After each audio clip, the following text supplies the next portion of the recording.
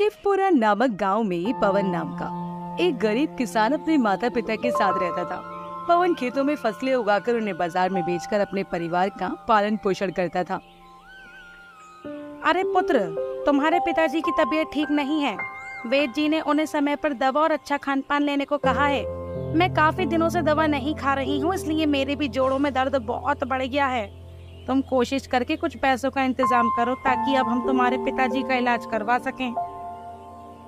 हाँ माँ, इस बार जैसे ही अच्छी फसल होगी मैं उसे बेचकर अच्छे पैसे कमा लूंगा। उन पैसों से मैं पिताजी और आपका अच्छी तरह से इलाज करवाऊंगा और फिर देखना माँ, पिताजी और आप पहले की तरह ठीक हो जाएंगे। पुत्र, मैं आशा करती हूँ कि तुम्हारे पिताजी जल्दी से स्वस्थ हो जाएं। ठीक है माँ, अब मैं काम पर निकलूंगा। आप अपना और पिताजी का ख्याल रखना। अब पवन, ये ले खाने का डिब्बा और समय पर जरूर खा लेना खाना। ठीक है माँ, अब मैं चलता हूँ। पवन ये कहकर अपनी माँ से आशीर्वाद लेकर फिर खेतों की तरफ खेती करने चला जाता है।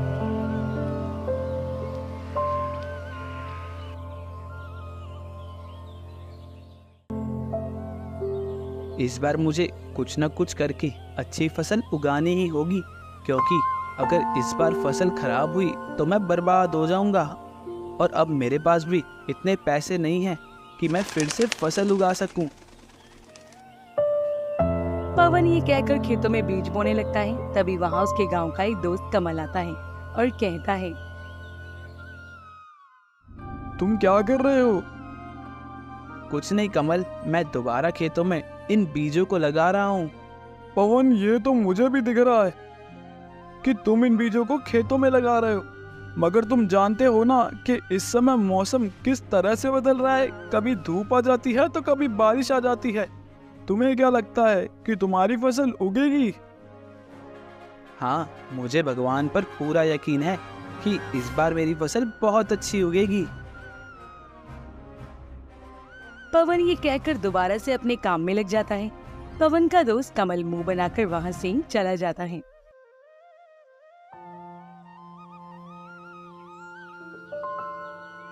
आज तो मैंने लगभग सारे बीजों को खेतों में लगा दिया है और अब मुझे बहुत भूख लग रही है। माँ ने मुझे घर से निकलते समय खाने का डब्बा दिया था। मैं हाथ मुंह धोकर खाना खा लेता हूँ। पवन जैसे ही हाथ मुंह धोकर खाने का डिब्बा लेकर एक किनारे बैठता है, तभी वो एक साधु बाबा को अपनी तरफ आते हुए देखता है। प्रणाम साधु बाबा, आप यहाँ इस समय? खुश रहो पुत्र, मैं पास के गांव से आया हूँ और यहाँ किसी को नहीं जानता। मैं 2 दिनों से बहुत भूखा हूँ। मेरे पास पैसे भी नहीं है कि मैं कुछ खा सकूं। साधु बाबा, आपको भूख लगी है, आप ये खाना खा लीजिए। मैं जानता हूँ ये खाना आपके खाने लायक तो नहीं है, लेकिन फिर भी अगर आप चाहें तो इस खाने को खा सकते हैं। नहीं नहीं पुत्र, कैसी बात कर रहे हो? अन्न कभी भी बुरा नहीं होता, मगर ये खाना तो तुम्हारा है और मेरे हिसाब से इसे तुम खाने ही बैठे थे। अगर तुम मुझे अपना खाना दे दोगे तो तुम क्या खाओगे? जी साधु बाबा, मैं इसे खाने तो बैठा था, लेकिन अब मैंने खेतों का सारा काम खत्म कर लिया है। अब मेरे घर वापस लौटने का समय भी हो गया है। मैं घर जाकर खा लूंगा, ये खाना आप खा लीजिए। पवन ये कहकर अपना सारा खाना साधु बाबा के आगे रख देता है।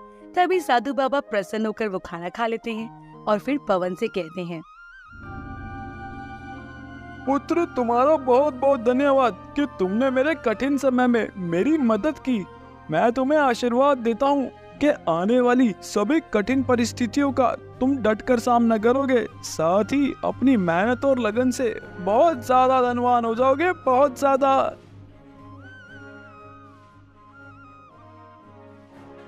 साधु बाबा पवन को ये आशीर्वाद देकर वापस लौट जाते हैं, जबकि पवन उन्हें जाता देख खुद भी अपने घर की तरफ चला जाता है।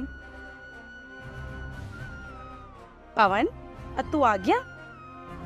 हाँ माँ, खेतों में सारा काम जल्दी ही हो गया था, इसलिए मैंने सोचा कि अब घर चलूं। माँ, अगर घर में कुछ खाने को है तो मुझे दे दो, मुझे बड़ी भूख लगी है। पवन तू जानता है ना, जब से तेरे पिताजी बीमार पड़े हैं तब से मेरे हालात बहुत खराब हैं। मुश्किल से ही गुजारा हो पाता है। जो पैसे मेरे पास थे उनसे मैं तेरे पिताजी की कोई दवाइयाँ ले आई, और रात का जो बचा हुआ खाना था वो मैंने तुझे सुबह दे दिया था। अब खाने को कुछ भी नहीं है घर पे। पवन की माँ घर में उसके खाना न होने के बारे में बताती है, जिसे सुनकर पवन परेशान हो जाता है और फिर वो भूखा ही सो जाता है। कुछ दिन ऐसे ही बीतते हैं। पवन दूसरों के खेतों में काम करके पैसे कमाता है और अपने माता पिता का खर्चा उठाता है। साथ ही वो अपने खेतों में उगी फसल को भी ध्यान रखता है। भगवान की कृपा से मेरी फसलें तो बहुत अच्छी उग रही हैं। आने वाले समय में मुझे इनका बहुत अच्छा मुनाफा मिलेगा।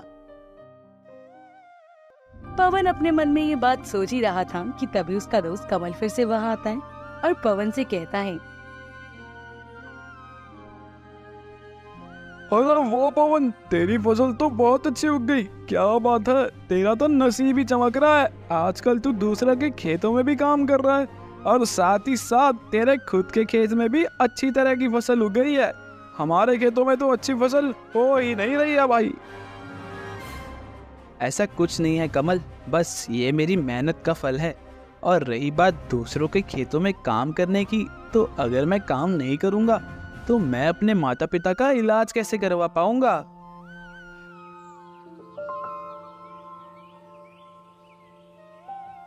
पवन कमल से ये सब कह ही रहा था कि तभी अचानक मौसम खराब हो जाता है और देखते ही देखते बारिश शुरू हो जाती है।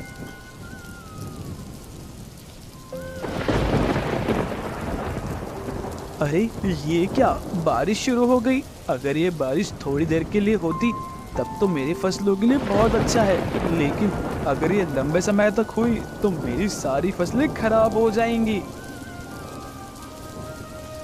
कमल बारिश होता देख अंदर ही अंदर बहुत खुश होता है और फिर पवन से कहता है, अब मुझे चलना चाहिए, वरना कहीं बारिश तेज ना हो जाए। तुम अपनी फसल का ध्यान रखना।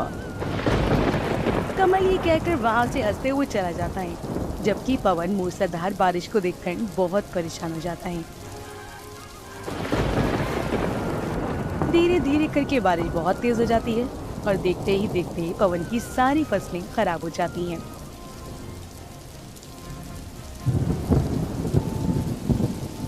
मैं बर्बाद हो गया, मेरी सारी मेहनत बेकार हो गई। पवन ये सोचकर दुखी मन से अपने घर वापस लौट जाता है। क्या हुआ पवन, तू बहुत परेशान लग रहा है। माँ, इस बारिश से मेरी सारी फसलें खराब हो गई और अब मैं पूरी तरह से बर्बाद हो गया हूँ। मेरे पास एक भी पैसा नहीं है जिससे मैं खेतों में दोबारा फसल उगा सकूं। पुत्र कोई बात नहीं, ये सब नसीब का खेल है। आज हमारा बुरा समय है, कल हमारा अच्छा समय भी आएगा। तुम दिल छोटा मत करो, देखना कोई ना कोई रास्ता जरूर निकलेगा।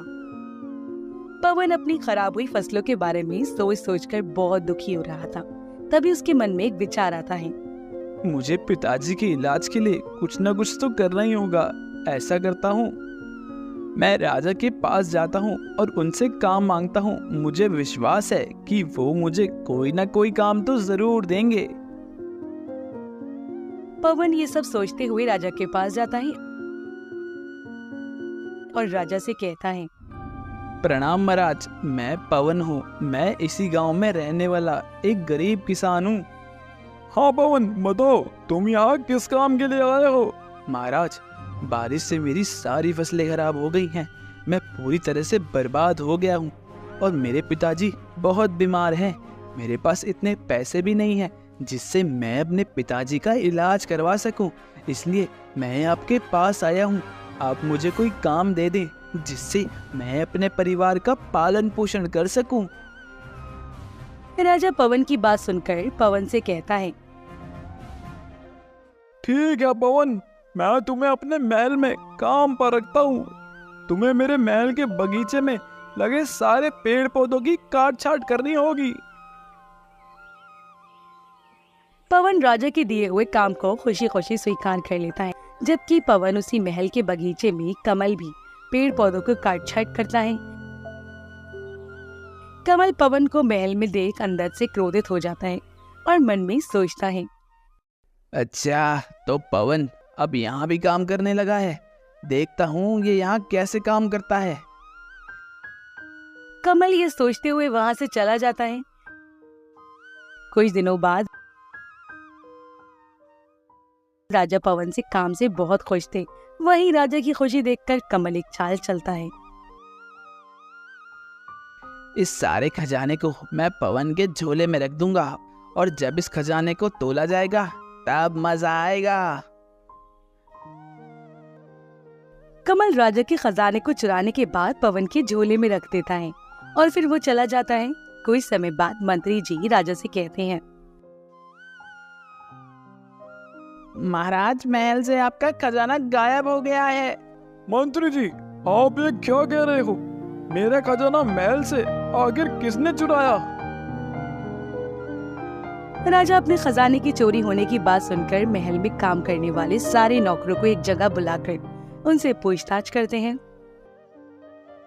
देखो, मैं जानता हूँ कि मेरा खजाना तुम में से ही किसी ने चोरी किया है। जिसने भी ये काम किया है वह चुपचाप मुझे बता दो। अगर तुमने खुद अपने मुंह से सच बता दिया तो मैं तुम्हें सजा नहीं दूंगा, लेकिन अगर मैंने खुद तुम्हें रंगे हाथों पकड़ लिया तो मैं तुम्हें बुरी सजा दूंगा, बुरी। राजा सबसे अपनी बात कह रहे थे, तभी कमल बोलता है, महाराज मैंने कमल को उसके झोले में कुछ छुपाते हुए देखा था। हो सकता है कि वो आपका खजाना हो। आप उसकी तलाशी लीजिए। राजा कमल की बात सुनकर मंत्री को पवन की तलाशी लेने के लिए कहते हैं। महाराज ये देखिए, ये आपका खजाना पवन ने अपने झोले में छुपा रखा था। नहीं नहीं महाराज, मैंने कोई चोरी नहीं की है। मैं नहीं जानता कि ये खजाना मेरे झोले में कहां से आया। अरे पवन, मैंने तुम्हें गरीब समझकर तुम्हारी मदद की और तुमने बदले में यह किया? नहीं महाराज, मैंने ऐसा कुछ नहीं किया। मैं अपने बूढ़े माता पिता की कसम खाता हूँ। ठीक है पवन, मैं तुम्हें सजा नहीं दूंगा, लेकिन अब तुम इस महल में काम नहीं कर सकते। तुम्हें यहाँ से जाना होगा। राजा ये कहकर पवन को अपने महल से निकाल देते हैं। पवन मायूस होकर जंगल की तरफ चला जाता है।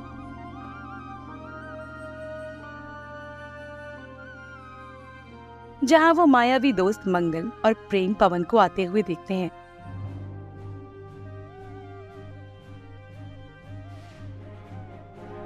लगता है कोई गांववासी हमारे जंगल की तरफ आया है। हाँ, और मुझे लगता है ये बेचारा अपने जीवन से बहुत परेशान है। अच्छा चलो, हम दोनों खुद ही चल के उससे पूछ लेते हैं।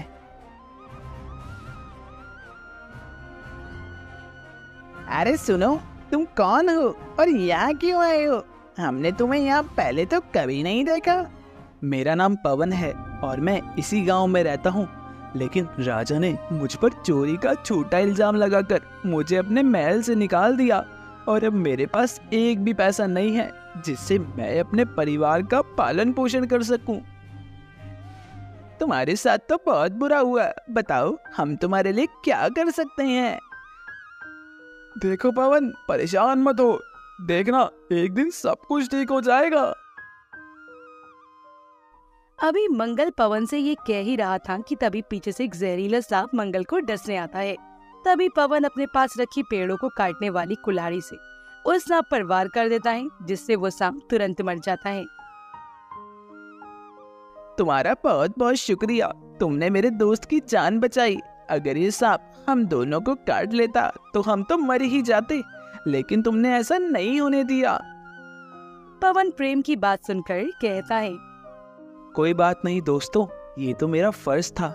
अगर तुम्हारी जगह कोई और भी होता तब भी मैं उनकी जान बचाता।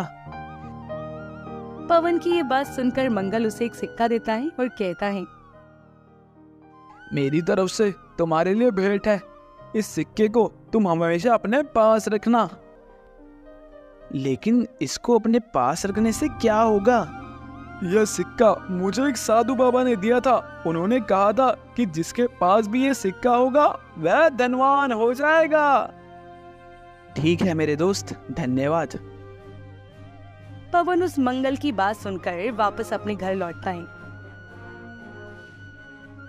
पवन के जाने के बाद मंगल और प्रेम गायब हो जाते हैं। इधर कमल राजा के खजाने से कुछ न कुछ चोरी करता रहता है और दिन कमल चोरी करते हुए पकड़ा जाता है। अच्छा, तो तुम हो असली चोर। मुझे माफ कर दीजिए सरकार, मैंने ये गरीबी के कारण किया। आज के बाद मैं कभी चोरी नहीं करूंगा। राजा से माफी मांगने के बाद वो पवन की सारी सच्चाई भी उन्हें बता देता है, जिसे सुनकर राजा खुद पवन से माफी मांगने उसके घर जाते हैं। राजा पवन के लिए ढेर सारा खजाना भी लेकर जाते हैं।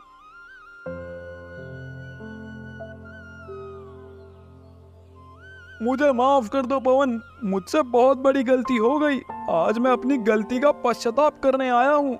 मुझे उम्मीद है कि तुम मुझे माफ कर दोगे और मेरी तरफ से ये भेंट स्वीकार करोगे। कोई बात नहीं महाराज, मैंने आपको माफ किया। आपके सामने मेरी सच्चाई आ गई, यही मेरे लिए काफी है। मुझे इस खजाने का कोई लालच नहीं है। मुझे पता है पवन, तुम्हें इस खजाने का कोई लालच नहीं है, लेकिन मैं तुम्हें यह अपनी खुशी से दे रहा हूँ। राजा के बहुत कहने पर पवन वो खजाना लेता है और उस खजाने को पाकर पवन बहुत बहुत धन्यवान हो जाता है। ये देखकर पवन की माँ कहती हैं, देखा पुत्र, नसीब का खेल पर मुझे पूरा यकीन था। एक दिन तुम जरूर कामयाब होगे।